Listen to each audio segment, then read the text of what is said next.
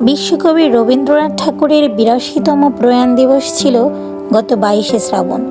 মহাকালের চেনা পথ ধরে প্রতি বছর ২২শে শ্রাবণ আসে আমাদের কাছে রবীন্দ্রনাথ ঠাকুরকে নতুনভাবে চিনিয়ে দেওয়ার জন্য।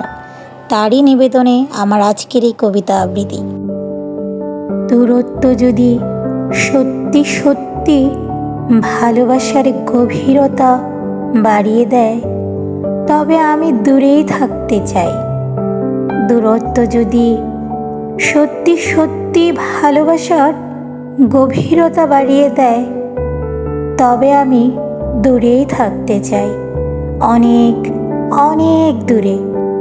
আপনজনেরা যদি আমাকে আপন ভাবতে কুণ্ঠাবোধ করে, তবে গোটা পৃথিবীটাকেই আপন বানিয়ে ফেলব।